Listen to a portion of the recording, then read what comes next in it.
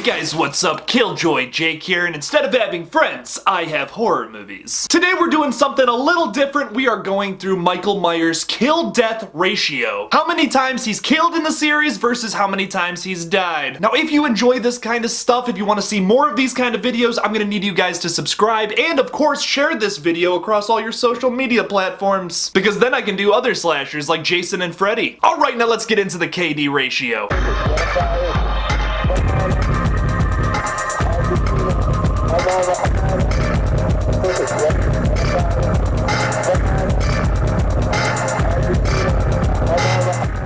Now with the Halloween franchise, it's very strange and has a whole bunch of different timelines. How I'm gonna do this is I'm gonna give the kill-death ratio for every timeline that Michael Myers is actually in, excluding Halloween 3 of course. And then after I give you a KD ratio for all the different timelines, I'm gonna add up all of the kills and all of the deaths from all of the movies collectively, and then give you one big final ratio. The first timeline goes Halloween, Halloween 2, Halloween 4, Halloween 5, and then Halloween 6. So in that film, Michael kills Judith Myers as a kid with a knife, kills an unnamed mechanic off screen and takes his clothes. He kills two little woofers, but I'm not counting those, although it is very sad. Annie with a throat slit, Bob stabbed against a wall, and Linda strangled with a phone cord. So minus the two pooches, he killed 5 people in the first Halloween, and did not die and actually escaped at the end of the film. Leading into the second one, Michael kills Alice with a knife to the chest, hammer claws Mr. Garrett in the head, chokes Bud off screen kind of, drowns and scalds Nurse Karen, kills Dr. Mixter off screen with a syringe, and Nurse Janet the same way, drains all the blood out of Nurse Alves, kills Nurse Jill with a scalpel, slits the throat of a US Marshal, and I'm not counting Dr. Loomis and Michael at the end because it gets retconned in the next movie. Oh yeah! Moving on to Halloween 4 that came out in 1988. It takes place 10 years after the events of H and H2, and at the beginning of the film they're trying to transfer Michael, which of course never works out. You'd think they just keep him in one place. Michael kills Attendant Black with a thumb to the forehead. Oh, and also Laurie is dead now at this point in the timeline, but not by Michael's hand. She was killed off screen in a car accident years before, which totally blows. I'll be totally wiped out. I don't think you have enough to do tomorrow. Totally.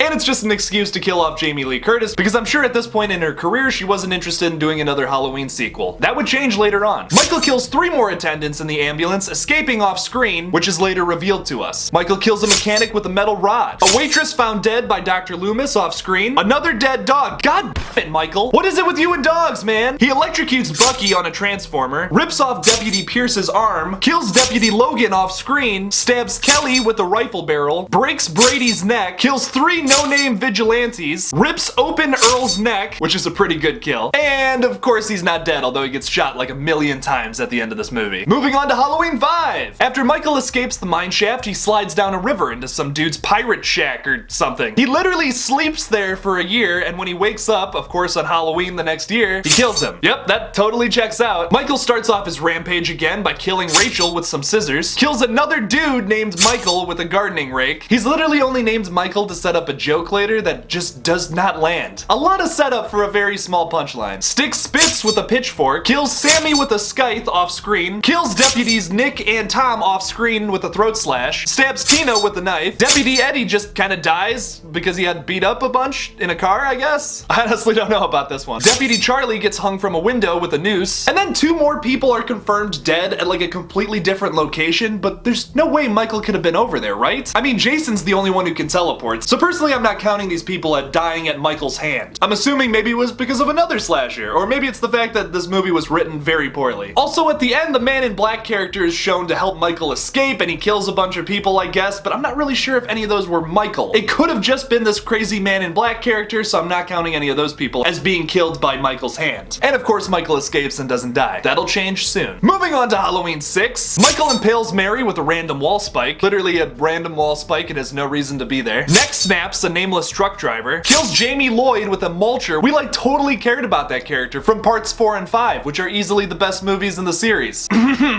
Kills Deborah with a hatchet, kills John with a stab and an electricity-induced head explosion, stabs Barry Sims, cuts up Tim, stabs Beth in wax slow-mo. Then there's this lady who's just kind of like standing there. She looks stabbed. I guess it was Michael. I'm gonna count it, but I don't want to count it. I don't like that I'm counting it because we didn't see Michael do it, but who else is there stabbed? stabbing people. At least this is in the same location this time. Kills 6 doctors in a crazy flashy sequence. He kills George by pushing his head through a gated door. And the saddest kill, Dr. Loomis off screen. This kill is probably the saddest of the entire series because Donald Pleasance actually died before this movie even came out. Rest in peace, my dude. So in this timeline that ended with part 6, Michael is 55-0. 55 kills to 0 deaths. If we were playing Call of Duty, that'd be a pretty dang good score. You'd be an MLG gamer at that point, Michael. Moving on to the next timeline though. So in the second timeline, created when H2O came out, it ignored parts 4 through 6 and of course 3, and takes place 20 years after the events of Halloween 1 and Halloween 2. So as we already counted in the first Halloween, there was 5 kills and 0 deaths from Michael. Then in the second one, he killed 9 people and then there was 0 deaths from Michael because he somehow lived through all that crazy fire and explosions. Same with Dr. Loomis. I still don't understand that, but it's fine. It still doesn't make any sense, but this is a horror movie, so who cares? In Halloween H2O then, Michael kills Jimmy with an ice skate, stabs Tony off screen, kills Marion with a throat slit, kills Charlie with a corkscrew to the neck, nice. Sarah gets stabbed a whole bunch, Will also gets stabbed, and then finally Michael gets killed.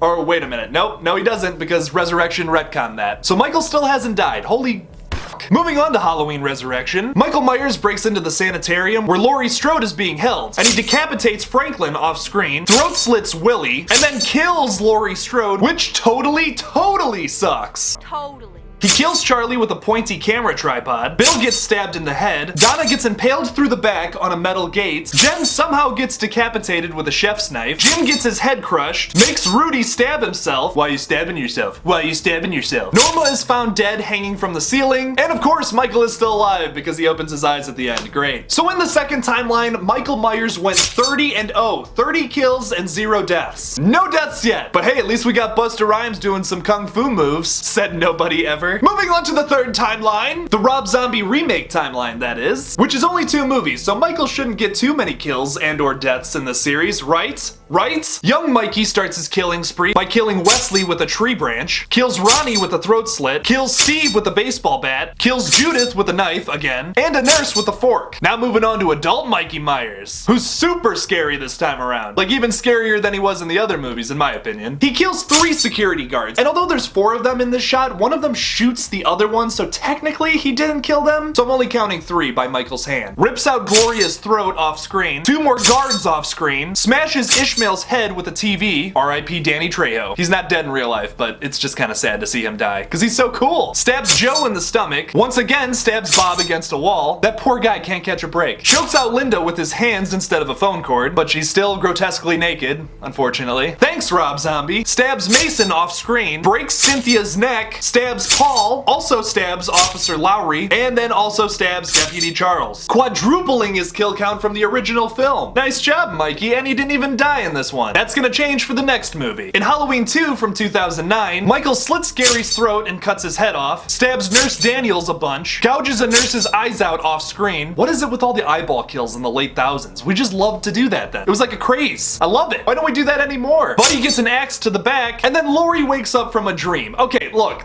technically those kills didn't happen, or did they? Maybe Laurie did go to the hospital that night. Maybe all that did happen, and then Michael just kind of like ran off. I don't know, they don't explain it, but screw it, I'm counting it. Because these are on-screen Michael kills, even if they're kind of fake or didn't happen. It's ambiguous, but hey, I want to count it. Slits Sherman's eyes and then stabs him, impales Floyd on some deer horns, stabs Jasleen to death, Howard gets his skull crushed, bashes Lou's head against a wall, Misty also gets her head bashed, a guy dressed up as a wolfman gets stabbed in the back, Harley gets choked out, Deputy Andy gets his neck snapped, Maya gets stabbed in the chest, Annie dies slowly from some off-screen stabs, another random driver gets effed up through a windshield, stabs the more egotistical Loomis a crazy amount of times, and finally, for the first time in this entire franchise, Michael actually dies and it doesn't get retconned. Yes, Michael Myers dies in this movie for real, and he doesn't just open his eyes at the end or the next movie just says, oh, Michael didn't really die. Haha. So in this timeline, Michael Myers goes 37-1, 37 kills and 1 death. Not too shabby, Michael, but you did die. That's gonna really hurt your ratio, man. And then finally, for the 4th and final timeline, we have another 2 movies set here. The newest timeline out of all of them, starting with the original Halloween from 1978, and then Halloween 2018. Now, Halloween Kills and Halloween Ends are going to be a part of this timeline as well, but I'm not waiting 2 or 3 years to finally make this video. You'll get an updated version of this video when that movie comes out. But as of right now, here are all the kills we have seen from Michael, at least in this timeline. So as we already know in the original Halloween, Michael gets 5 kills and 0 deaths. But then in Halloween 2018, which takes place 40 years later, technically his first kill is this kid named Kevin. Although there's a dead cop outside of the bus that Kevin finds before he dies, Sartain later says in the movie that he was the one responsible for crashing the bus. And since we didn't see Michael kill this guy, I'm kinda guessing it was Sartain who shot the sheriff. Sartain shot the sheriff, and I think he shot the deputy as well. Because there's also